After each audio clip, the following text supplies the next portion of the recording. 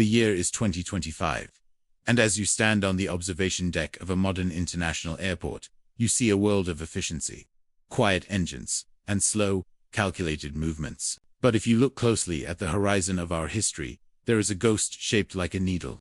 A white bird that once tore through the atmosphere at twice the speed of sound. We were promised a future where the globe would shrink, where the Atlantic was a mere pond to be hopped over in a morning. In the year 2000, we were living that future. Today, we are living in its shadow, looking back at a pinnacle of human achievement that we simply let slip through our fingers.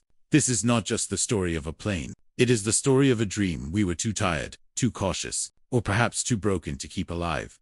The story of this supersonic icon did not begin in a world of digital simulations or carbon fiber composites, but in an era of slide rules, drafting paper, and the raw, unbridled ambition of the post-war years. In the late 1950s, the world was obsessed with speed. The sound barrier had been broken by Chuck Yeager only a decade prior, and the space race was beginning to ignite the imaginations of millions across the globe. While the United States and the Soviet Union looked toward the stars, Britain and France turned their eyes toward the horizon of our own planet, seeking to master the very air we breathe. They envisioned a transport that could bridge the gap between continents in a way that defied the traditional constraints of geography.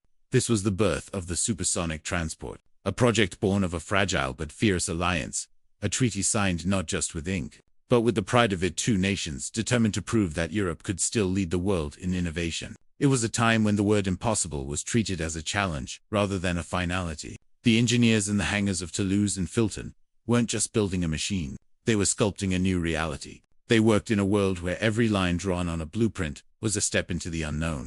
The friction of the air at twice the speed of sound wasn't just a mathematical variable. It was a physical wall that threatened to tear any conventional aircraft apart. To fly at Mach 2.0, an aircraft would have to withstand temperatures that would melt the very aluminum used in standard planes. The air itself, usually so fluid and yielding, would become as hard as concrete at those velocities. Every rivet, every curve, and every engine component had to be The engineers faced the daunting task of creating a shape that was stable enough to land safely at low speeds on a conventional runway, yet sharp enough to pierce the atmosphere like a needle at high altitudes. This led to the creation of the iconic Ogival delta wing, a sweeping, organic shape that mimicked the graceful curves of a bird of prey. It was a masterclass in aerodynamics, a wing that looked more like a work of art than a piece of military-grade hardware. Then there was the problem of visibility. Because of the extreme angle required for landing such a slender ship, the pilots wouldn't be able to see the ground. The solution was the famous droop nose,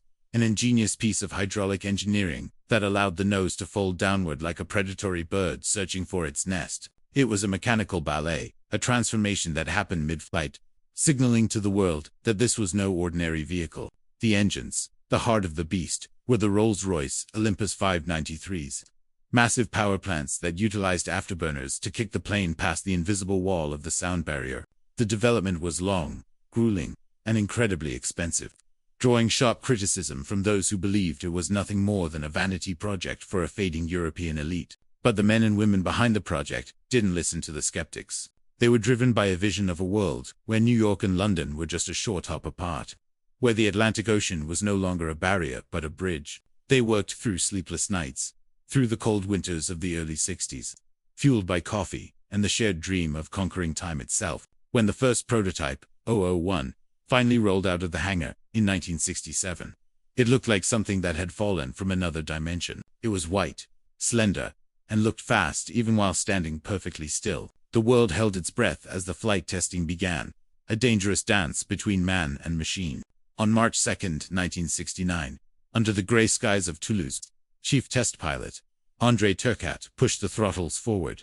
The roar of the engines was a declaration of war against the status quo. As the great white bird lifted its nose and climbed into the sky for the first time, it carried with it the hopes of an entire generation. It wasn't just a plane, it was the embodiment of a new age, a symbol of a civilization that refused to stay still. It was a machine that moved so fast it could literally outrun the rotation of the Earth, allowing those on board to see the sun rise in the west. This was the apex of human ambition. The moment we decided that the sky had no ceiling and that the future belonged to those who moved the fastest dot. As the 1970s transitioned into the golden age of the 1980s, the Concorde became much more than a masterpiece of engineering. it evolved into the ultimate sanctuary of the global elite. A high-altitude club, where the laws of physics and the constraints of time were treated as mere suggestions. To fly on Concorde was to participate in a ritual of speed and luxury that has no parallel in the modern world. It began long before the wheels left the tarmac. In the dedicated Concorde lounges at London Heathrow or New York's JFK, the atmosphere was thick with a quiet, understated power. Here, the world's movers and shakers, the titans of industry, the icons of Hollywood, and the architects of global policy, gathered in a space that felt less like an airport terminal, and more like the drawing room of an exclusive manor. There was no frantic rushing, no chaotic lines. There was only the soft clinking of crystal, and the anticipation of a journey that would defy the sun itself. When the call for boarding finally came, passengers walked down a narrow jet bridge and stepped into a cabin that was surprisingly intimate. Unlike the cavernous, echoing halls of the Boeing 747, the Concorde's interior was slender and focused, resembling the cockpit of a refined rocket ship rather than a commercial bus. The seats were upholstered in the finest gray leather. The carpet was thick, and the windows were tiny, no larger than a postcard, to protect the structural integrity of the fuselage against the immense pressures of the stratosphere. But what the cabin lacked in width, it more than made up for in an aura of invincible prestige. The true magic of the experience began the moment those four massive Rolls-Royce Olympus engines roared to life.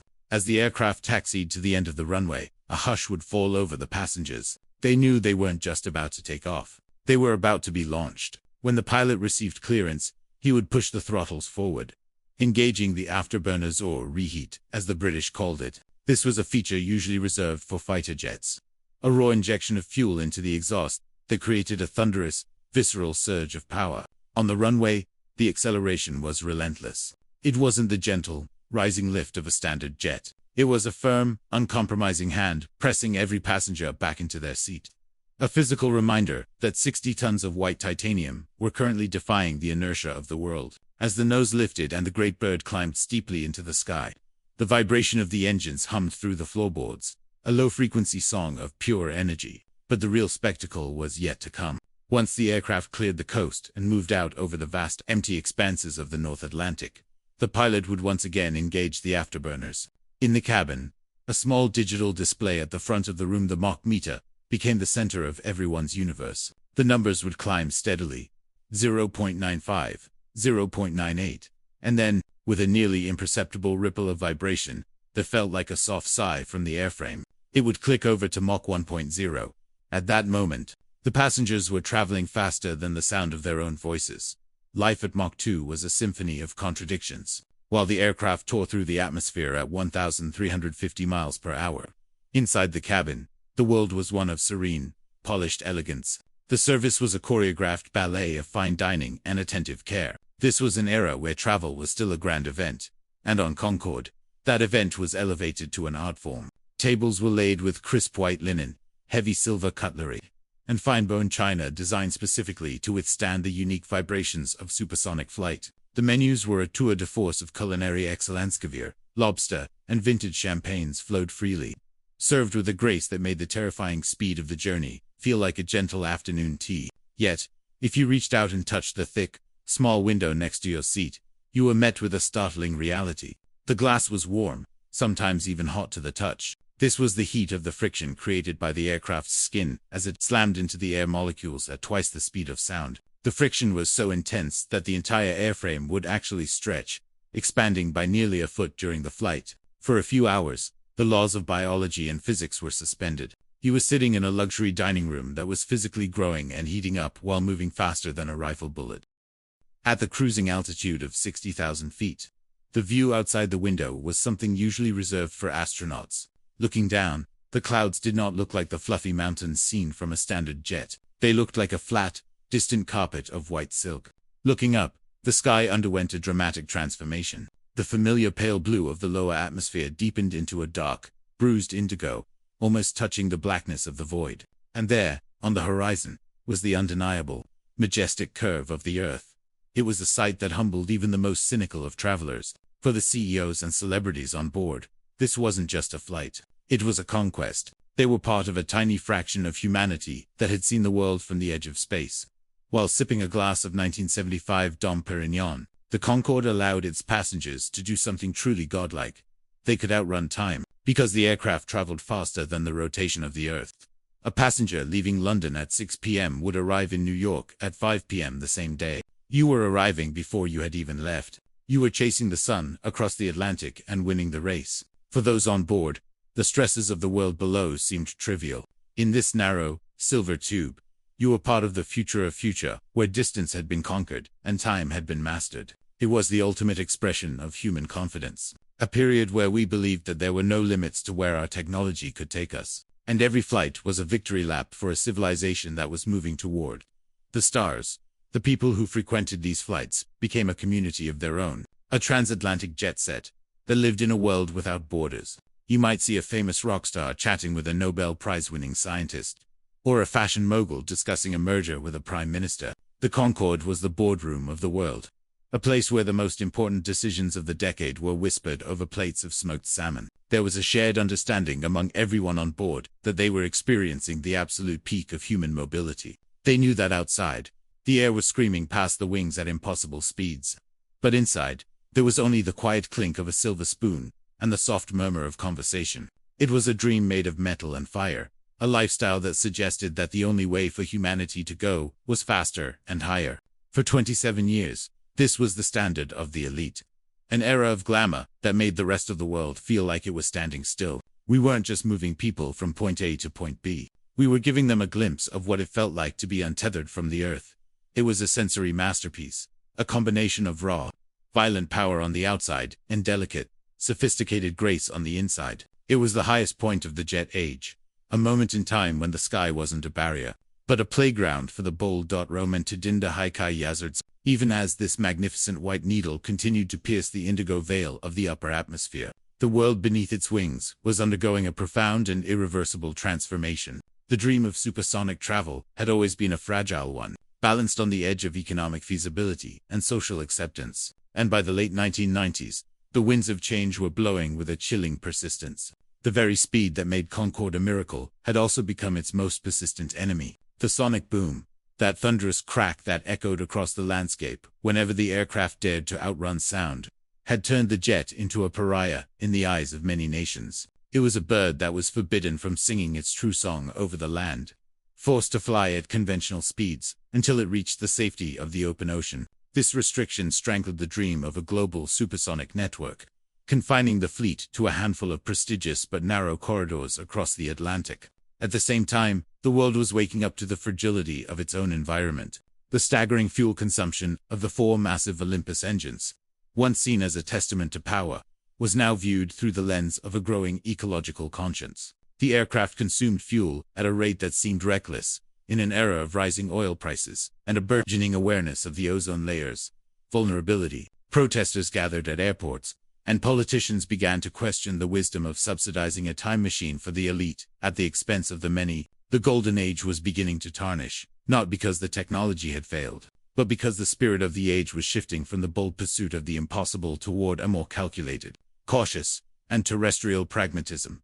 The true darkness, however, began on a bright and deceptive summer afternoon in July of the year 2000, on the runways of Charles de Gaulle Airport in Paris. Fate was preparing a cruel and final blow for the great white bird. As Air France Flight 4590 accelerated for takeoff, it was carrying the hopes and dreams of 100 passengers bound for New York, unaware that a tiny, stray piece of metal-clad titanium strip that had fallen from a previous aircraft lay waiting like a landmine. As the Concorde's tires tore over the debris, a catastrophic chain of events was set in motion that would change the course of aviation history forever.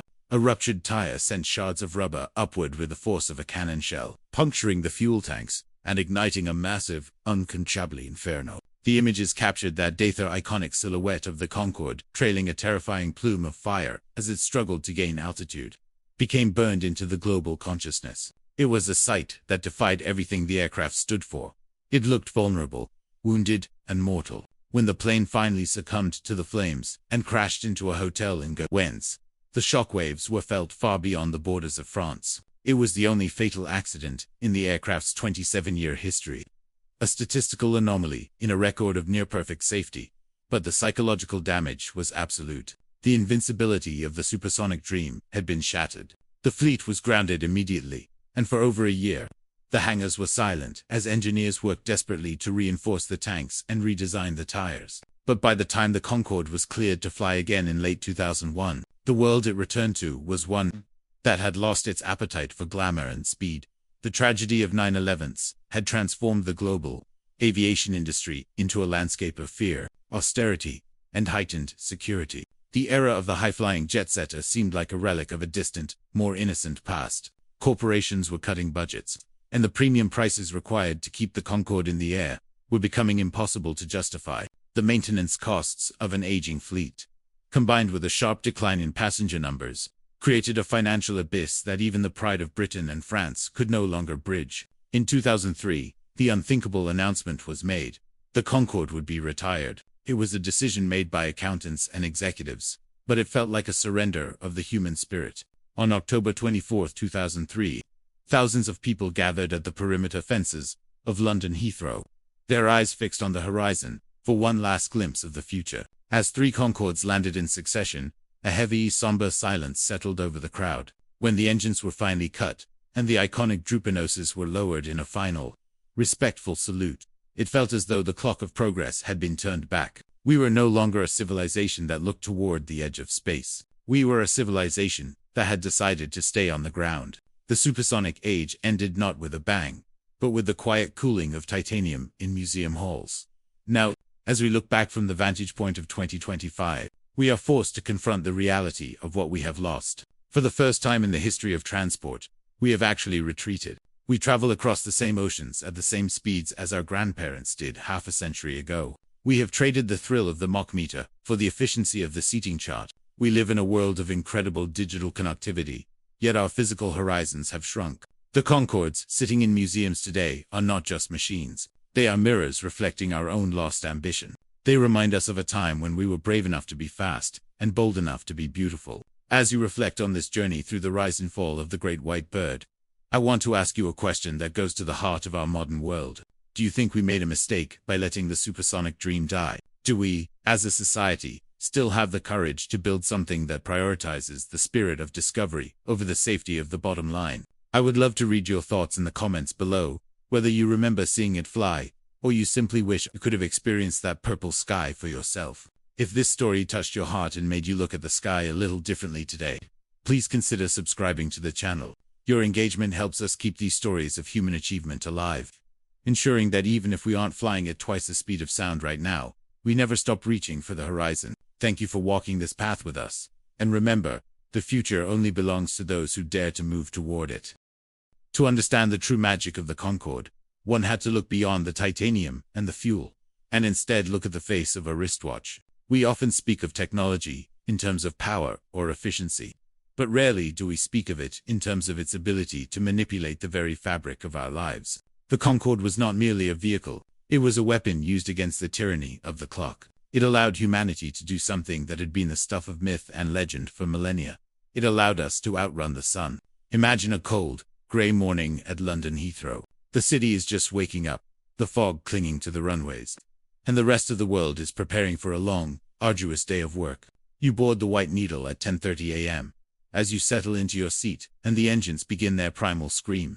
The sun is already high in the sky to the east. You take off, surging through the clouds, and as you hit Mach 2.0 over the Atlantic, a strange, almost celestial phenomenon begins to occur. Because you are traveling at 1,350 miles per hour, you are moving faster than the Earth is rotating. To you, looking out that tiny, warm window, the sun does not set. It does not even move. In fact, if you are flying westward, the sun appears to move backward in the sky. You are literally chasing the dawn, pulling the daylight back toward you with the sheer force of 4 massive engines. By the time you touch down at John F. Kennedy International Airport in New York, the local time is 9 a.m. You have traveled 3,000 miles across a vast and treacherous ocean. Yet you have arrived an hour and a half before you even left London. You have stepped out of a time machine, possessing a gift that no amount of money could buy in any other era of human history. You have gained time. This was the Concorde effect. A psychological and physical shift that redefined what it meant to be a citizen of the world. For the high-powered executives and international fixers of the 1980s and 90s, the Atlantic Ocean was no longer a barrier. It was a mere commute. There were stories of businessmen who would wake up in their homes in the English countryside, fly to Manhattan for a crucial board meeting, sign a multi-million-dollar contract over a steak lunch, and be back in London in time to tuck their children into bed. It sounds like science fiction today, a dream from a distant galaxy. But for 27 years, it was a routine reality. This ability to beat the time zones created a unique culture among the passengers. There was a shared sense of being part of a secret, accelerated society that lived at a different tempo than the rest of the 6 billion people on Earth, while the rest of the world was resigned to the grueling, soul-crushing exhaustion of jet lag. The Concorde passenger remained sharp, energized by the fact that their body clock had barely ticked forward. They existed in a permanent state of now. The fatigue that usually accompanies long-haul travel simply didn't exist, because the journey was over before the body had a chance to realize it had left the ground. It was the ultimate luxury, far more valuable than the champagne or the caviar. It was the luxury of not being tired, the luxury of being present in two places at once.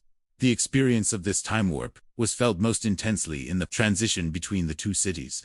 London and New York are the twin hearts of the Western world, and the Concorde acted as the high-pressure artery connecting them. On board, the cabin crew were masters of this temporal dance. They had to serve a full, 5-course gourmet meal, clear the tables, and provide world-class service, all within a window of time that would barely be enough for a standard flight to reach its cruising altitude. Everything was accelerated. The conversation was faster, the service was crisper, and the sense of momentum was palpable. Passengers often spoke of the Concorde high, a rush of adrenaline that came from knowing that while they were sipping coffee, they were covering miles of ocean every few seconds. If you looked at the flight map, the little airplane icon didn't crawl. It leaped. You could watch the coastline of Ireland vanish, and almost before you had finished your first glass of wine, the first hints of the Canadian coast would begin to appear on the radar. It was a shattering of the old world's geography. The vastness of the Atlantic, which had claimed the lives of explorers and challenged the greatest sailors for centuries, had been reduced to a 3-hour intermission between acts. But beyond the business utility, there was a profound, almost spiritual beauty to this speed. When flying westward at sunset, the sky would stay in a perpetual state of golden hour. The sun would hang on the horizon, refusing to drop, bathing the cabin in a constant, ethereal light that seemed to belong to another world. It was as if the aircraft had carved out a pocket of eternal evening, a sanctuary where time stood still. For those 3.5 hours, you were disconnected from the linear progression of life below. You were in the superzone, a place where the rules of the day and night were suspended. Pilots often remarked that it was the only plane where you could see the sunrise in the west, if you timed your flight correctly. This defiance of nature was the ultimate testament to human ingenuity. We hadn't just built a better plane. We had challenged the very rotation of the planet. We had looked at the sun and said, "Wait for us." And for a few glorious decades, the sun did exactly that. The loss of this capability in 2003 was perhaps the most significant regression in the history of modern civilization. We are the first generation since the Industrial Revolution to see a major form of transport become significantly slower. Today, when you board a flight from London to New York, you are signing up for an 8-hour ordeal. You are surrendering your day to the slow, agonizing crawl across the time zones. You arrive exhausted, your internal clock shattered, your body struggling to reconcile the loss of half a day. We have regained the ocean that the Concorde had dried up. The Atlantic is once again a vast, imposing gap that separates families, businesses, and cultures. We look at our smartphones and see the world in an instant, but our bodies are trapped in the speeds of the 1950s. The Concorde taught us that time was a variable we could control, a frontier we could conquer. By letting it go, we accepted the limitations of our biology once again. We became passengers of the sun's schedule rather than its pursuers. The needle that once stitched the two sides of the world together is gone, and the gap it closed has opened wider than ever before, leaving us to wonder why we ever decided that being slower was a price worth paying. As we conclude this chapter on the mastery of time, it's worth considering what you would do with those extra hours. If you could step onto a plane today and arrive in a distant city before you even left, how would that change your life? Would you travel more? Would the world feel smaller? Or would you feel more connected to the people on the other side of the horizon? I want to hear your thoughts on this temporal regression. Does it frustrate you that we are moving slower than our parents did 30 years ago? Let me know in the comments if you believe that speed is a fundamental human right, or if we were right to trade it for the slower, more efficient world we live in today. Your perspectives help us piece together the true cost of the dreams we've abandoned. If you've enjoyed this exploration of the jet that beat the clock, please make sure to subscribe to the channel. We have one final chapter to share a look at the supersonic dream that we let die, and the glimmers of hope that it might one day return. Thank you for being a part of this journey through time and space, and as always, don't let the horizon stop you. In the silence that followed the final landing of the Concorde, something more than just a flight path was lost. A fundamental part of the human spirit, the relentless drive to go faster, higher, and further seemed to enter a period of hibernation. For 22 years now, we have lived in a world where the fastest way to cross the ocean is a relic of the past, a piece of history resting in a hangar, rather than a promise of the future. We look at the year 2025 and see a paradox. We are more connected than ever through fiber optic cables and satellite arrays, yet we are physically more isolated by the sheer time it takes to move between continents. We have mastered the art of being efficient, of saving fuel, and of packing more people into larger, slower tubes. But in that process of optimization, we have sacrificed the wow factor. We have traded the purple sky of the stratosphere for the gray reality of the budget terminal. The Concorde was a statement that we would not be satisfied with the status quo, that we were a species defined by our reach. When we let that dream die, we didn't just lose a jet. We lost the collective confidence that we could solve the problems of speed, noise, and cost. We chose the path of least resistance, and the world became a larger, more tiring place because of it. But the story doesn't have to end with a sense of mourning. As we look toward the next decade, there are tremors of a new supersonic renaissance. Engineers and visionaries, inspired by the needle-shaped ghost of the 20th century, are once again drawing delta wings and testing quiet boom technologies. They are trying to reclaim the 3.0 Atlantic, to once again outrun the sun. But this time with the lessons of the past etched into their blueprints.